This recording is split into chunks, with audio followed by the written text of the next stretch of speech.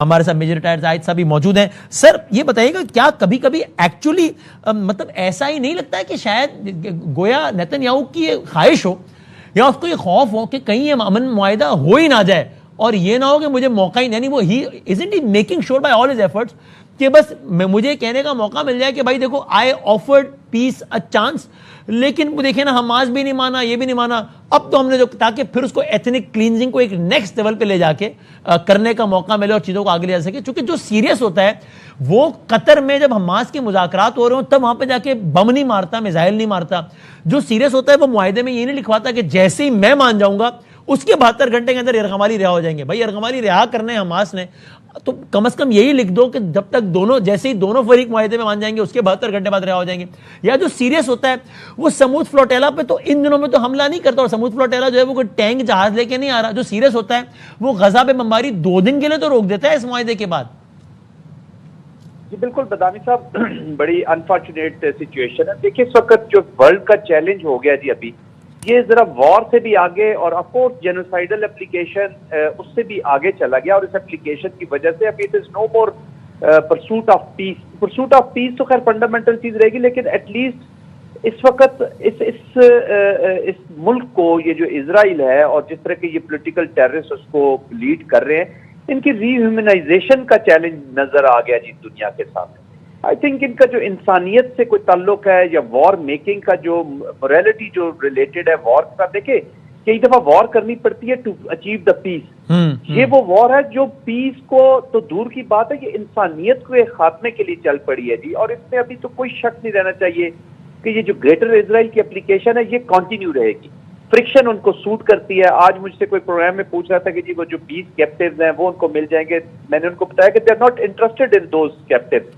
ये तो कैसस बुलाए हैं, उनके पास बहाना है। वो तो चाहेंगे कि जितना अरसा ये हमास के पास रहें, जिंदा रहते हैं, मरते हैं, जो होता है हो जाए, अपने लोग हैं, पराए हैं, जो भी है, क्योंकि डोमेस्टिक प्रेशर भी उन पे असर नहीं कर रहा। तो he is a larger design. I think he has lost उनकी जो पर्सनैलिटी है इस वक्त एक नार्सिसिस्ट की पर्सनैलिटी है, और पूरी दुनिया को अब इस लीडरशिप से चैलेंज हो गया। जो न्यूक्लियर भी अगर इनके पास है और ये they are calling the shot, जितनी भी कॉन्फ्लिक्ट मैनेजमेंट रेजोल्यूशन की ऑर्गेनाइजेशन है उनको अंडरमाइन करते हैं।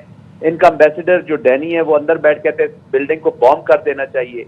और अमेरिका को इन्होंने कितना स्मार्टली डाल दिया ईरान के एप्लीकेशन के अंदर अपनी एग्जिट स्ट्रेटजी बनाते हुए, और अब अमेरिका की भी ये मजबूरी बन गई। मुझे तो जाती तौर पर लगता है कि प्रेसिडेंट ट्रंप का भी it's not 100% control on Israel. I think the deep state और इजरायली लॉबी जो है they are calling the shots, और इस वक्त सीरियस चैलेंजेस हैं जी। और इससे अभी अब हमें तो यही उम्मीद थी उन्होंने इसी तरह ही करना था। ऑफ कोर्स वो कोई अपनी टर्म्स एंड कंडीशंस रखेंगे, प्रॉब्ली अभी ये हेज खत्म होगी तो पता चलेगा कि उनका स्टैंड क्या है। बट आई थिंक आज इंसानियत के लिए ये जो दिन है आजकल के खास तौर पे लो तरीन दिन है। अब तो it is beyond war management या कॉन्फ्लिक्ट मैनेजमेंट, और मुझे कहीं गाजा नजर नहीं आ रहा, फलस्तीन कहीं नजर नहीं आ रहा। प्रोटेक्टेड इन्वायरमेंट में उस कॉन्फ्लिक्ट को रखना चाहते हैं, और इसी में अपने जो ग्रेटर इजराइल की एप्लीकेशन है दैट इज ऑन।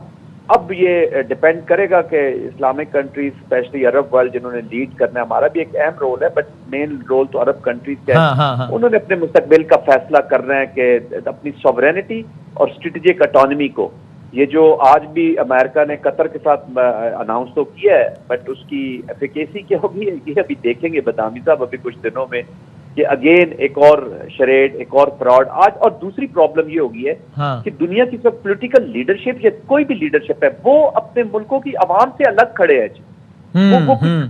वो बिल्कुल आवाम, अभी 2/3 American are against Israeli policy.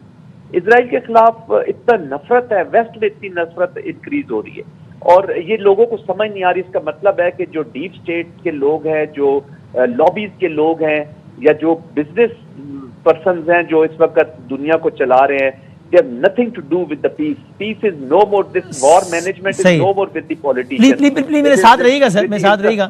मैं